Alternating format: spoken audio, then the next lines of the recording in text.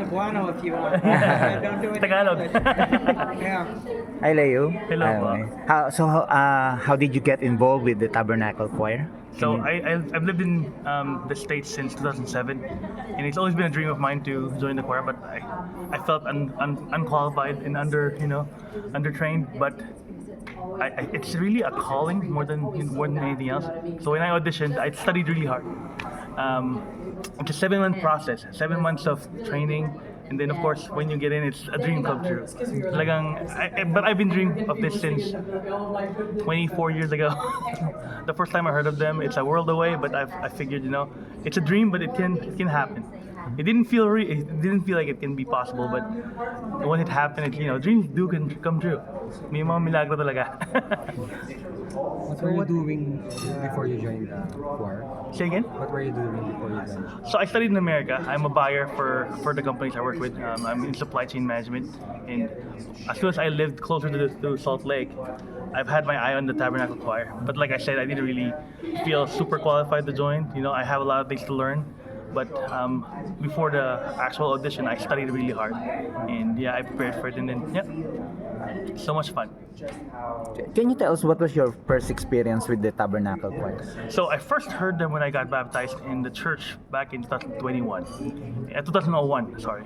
And they sounded amazing. And at that moment I said, I'm gonna join that choir someday.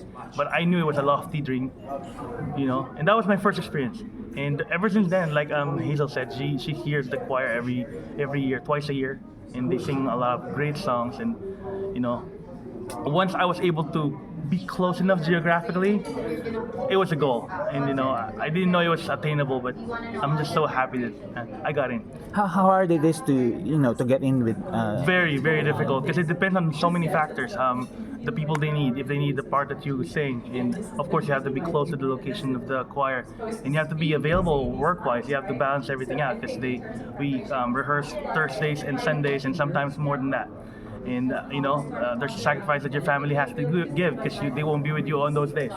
And there's so many sacrifices, but it's all worth it. It's so much fun. It's like after a while in your life, you probably have done a lot of things you want to do. And this is one of those things that not a lot of people can do, and it brings so much different things in your life. Like I didn't expect to sing with the choir in my home country, and it's amazing. And the people you touch with the music, being involved in the background of the process, and actually performing to the people, getting their reaction. Oh my gosh, it's priceless. So are you a tenor? Yeah, I'm a tenor one. Okay. Tell me your audition process. Yeah. How hard it requires. Yeah, so there's it's a 7-month process, 7 months long. So the first process is you send a tape. There's an instruction of what you have to do there. There's a recording of your voice, and then they evaluate that. If you get in through that, you go to the phase 2. It's an actual written test of music theory and all that stuff, and then that's difficult. And then after that, there's an oral test. It's a hearing test where they sing musical phrases, and then you have to evaluate what happened to it. And that's very difficult. I think even if you are talented with music, if you don't have the intrinsic knowledge of kind of deciphering what changes in the sound, it's difficult to pass that one. Once you're through that, a few weeks later, you'll be invited to do an in-person interview, and you actually sing for the choir directors and the choir leadership, and then you read music in front of them. So from nowhere, you just read the music, and they evaluate you there. If you go past that, you enroll yourself to a choir school, which goes for 4 to 5 months, and that's when they start training you to sound like a Tabernacle Choir singer. So in the Tabernacle Choir, there's no soloist, there's no star. Everybody is in equal footing. We want to sound like we want to sound like a one group, one united voice. So the tenor ones need to sound like all the tenor ones, and that's the only way it works. It's a distinct sound. There's no individual voices. It's a group voice. So when you get in, when you got accepted, what is your first should I say mission or first Tabernacle Choir performance? So we had a concert as the choir school, but my first one with the Tabernacle Choir was music and the spoken word. So that was a big deal for me because that's every week, every Sunday we have a show we broadcast. It's a 30-minute show, and the first time I ever sang with the choir was that moment, and it was amazing. It's like the culmination of a fulfillment of a dream. And then of course every April and October we have a general conference. That's the one that everybody watches in the church. Like everybody across the world watches that.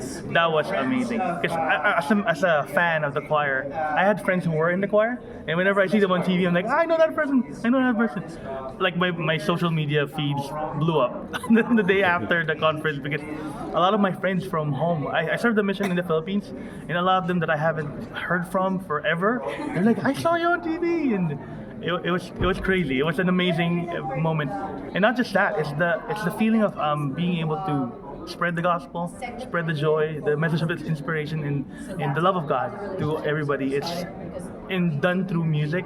That's the best, I think. But this is the first time you'll be performing here in the Oh Philippines. yes, the choir has never been to the Philippines. Yes. We've been through Asia once, I think, back in the 70s. But this is the first time we're going to the So Philippines. how does it feel? Oh my gosh, look at the timing. I joined last year and then decided to go here a year later after I joined. The timing was providential. It just I think there's divine intervention happening there. Oh my gosh, like even my choir member friends, they're always asking like, how are you feeling right now? How excited are you? Of course, I'm so excited. It's like there was this kid during the welcoming dinner. She was checking if I'm Filipino first because I'm kind of tall. Okay. She said hip hip, and I said hooray. Do you also feel like a host, Yeah. even if you're a member of the choir? Yeah, definitely. And then she said to me, you know, the choir used to be so far. It felt like a different world, you know, like a different planet, unreachable, unattainable. And you brought it here. And you're a Filipino and you're with them. And she was crying a bit. And I'm like, oh, wow, you know. And you know how the Filipinos are. We are so hospitable. We welcome people. We embrace everybody who comes here. And I felt that, you know, and oh, the love is amazing. The performance yesterday was fantastic. Like the people were just wow. The crowd, I think it's the best. Like Max said, they performed in many countries before, but it's special here. It's very special, and you know that. You as Filipinos know that we are very welcoming and loving, and to be a recipient of that too, so much. This is the group's end time to work with Lea Salonga, but how was it when you first learned that you're going to perform? How was it during rehearsals? I'm a big fan of Lea Salonga. I wish I can have a picture with her at some point, but oh my gosh, it's funny too. When I told my friends in the Philippines that we're going here, they're like, oh yay, and they were excited. But when I told them, oh by the way, our guest singer, because they didn't announce it till later, it's Lea Salonga. Oh my gosh, it's like quadrupled in excitement. You know, they're excited for the Tabernacle Choir, but coupled with Lea Salonga, the Miss Lea Salonga. Oh my goodness, my family, they're not members of the church. So when I said Lea Salonga, they're like, we have to get tickets. we have to be here. So you know, it's like the Filipino pride and all that stuff is just so strong. It's amazing. Because you're not in with the group yet when they perform with Lea. I was already there, but I was not part of the singing group yet. Okay. We weren't allowed to. We got accepted already. We have to go through the last 3 months of the choir school. Okay. So I was part of it, but we didn't sing with her. So I was always like 100 feet away, 50 feet away. Okay.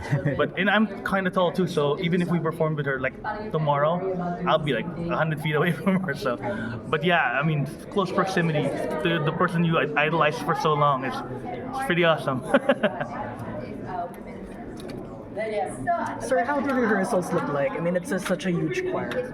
Yeah, it's so different from the usual choir where they go like in the normal choir, you get the music probably ahead of time, and somebody plays it for you, right? In the choir, it doesn't happen that way. You get the music and you sing it, and everybody knows that. Like everybody just reads music so well. I mean, I'm not to that point yet, but it gets easier after a while because there's so many great singers around you. They'll buoy you up, like they'll lift you up from your level of accomplishment and level of experience. The training is on the job pretty much. You learn how their skills are, their talents are. They prepare ahead of time. So when we go to the actual rehearsal, it's not really learning it from that point. We're just polishing what we already know. So you kind of have to come prepared, and you have to be attentive the whole time. Like Lea Salonga was saying, Mac is a very nice guy. He is. But during rehearsals, we have to be on our, we have to be doing it well too, because he demands a lot from us, rightfully so, because there's a lot of people. If you allow people to ask questions and make comments, 500 people, 400 people, that's difficult. We only have 2 hours, so we have to go through so many music and so many songs. Yeah, we are very strict, and it's the right way to do it.